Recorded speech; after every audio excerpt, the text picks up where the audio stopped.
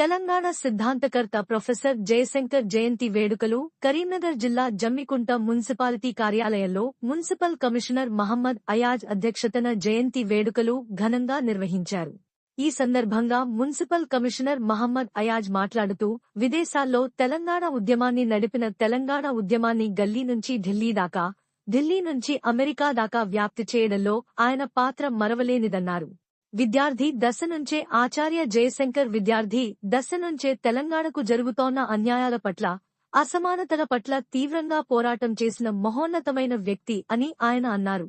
1952 non Mulki ఉద్యమంలోకి ఆనాటి నుంచి సమరశీల పాత్రను పోషించారన్నారు.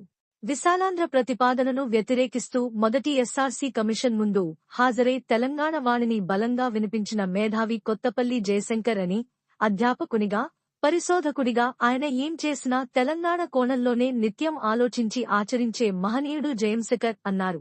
తెలంగాణ డిమాండ్ను 1969 నుంచి సునిశితంగా అధ్యయనం చేస్తూ, విశ్లేషిస్తూ ప్రతిరోజూ రచనలు చేశారన్నారు.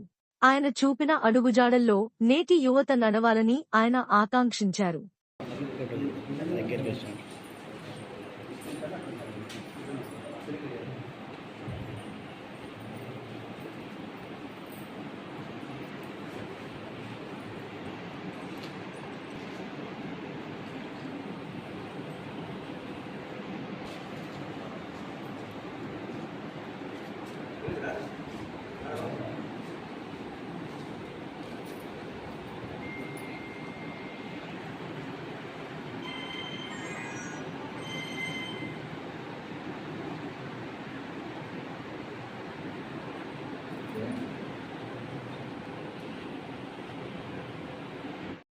సిద్ధాంతకర్త ప్రొఫెసర్ జయశంకర్ గారి జయంతిని మన జమ్మికుంట మున్సిపల్ కార్యాలయంలో నిర్వహించుకుంటున్నాం.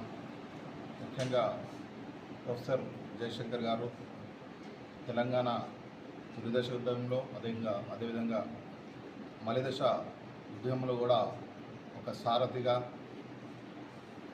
తెలంగాణ రాష్ట్రం రావడానికి దిశను మనకు ఆయన సూచించినారు.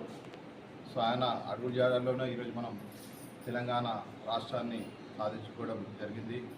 ముఖ్యంగా ప్రొఫెసర్ జయశంకర్ గారు ఫస్ట్ ఆయన స్కూల్ అసిస్టెంట్గా అపాయింట్మెంట్ అయినప్పుడు ఆంధ్ర తెలంగాణ స్కూల్ అసిస్టెంట్ టీచర్కున్న వేతనాల్లో వ్యత్యాసాన్ని ఆ రోజుల్లోనే కనుగొని ఒకే కొలువు మరి వేతనాలు వేరేందుకు, ఆంధ్ర ఏంటి తెలంగాణ ఏంటి, సో సమాన పనికి సమాన వేతనం ఇవ్వాలా, అదేవిధంగా ఆంధ్రాలో పనిచేసిన స్కూల్ అసిస్టెంట్లకు చెల్లించే వేతనాలను మన యొక్క తెలంగాణ యొక్క స్కూల్ అసిస్టెంట్లకు చెల్లించాలని ఆ రోజు ఆయన ఉద్యమాన్ని ప్రారంభించారు. సో అంత ముందుగానే తెలంగాణ ప్రజలకు మరియు ఉద్యోగులకు, నిరుద్యోగులకు జరుగుతున్న అన్యాయాన్ని గుర్తించి వేదికను ఏర్పాటు చేసి మలిదశ ఉద్యమంలో కూడా మనకి ఈరోజు తెలంగాణ రాష్ట్రాన్ని శాంతియుత మార్గంలో సాధించడానికి ఆయన అనేక మార్గదర్శనలు సూచనలు చేశారు. ఆయన యొక్క మార్గంలోనే శాంతియుతంగా ఈరోజు తెలంగాణ సాధించుకొని స్వేచ్ఛావాయులు మనం పీల్చుకుంటామంటే ఆయన యొక్క గొప్పతనమే. సో రాబోయే రోజుల్లో కూడా మనమందరం కూడా మన యొక్క ప్రొఫెసర్ జయశంకర్ గారి అడుగుజాడల్లో నడుచుకొని ఆయన ఏదైతే ఆకాంక్షలో తెలంగాణ రాష్ట్రంలోని నిరుద్యోగులందరూ ఉద్యోగులుగా మారాలి, మరి ఉద్యోగులు సమాన వేతనం పొందాలనేది ఆ విషయాన్ని వెలువరించారు.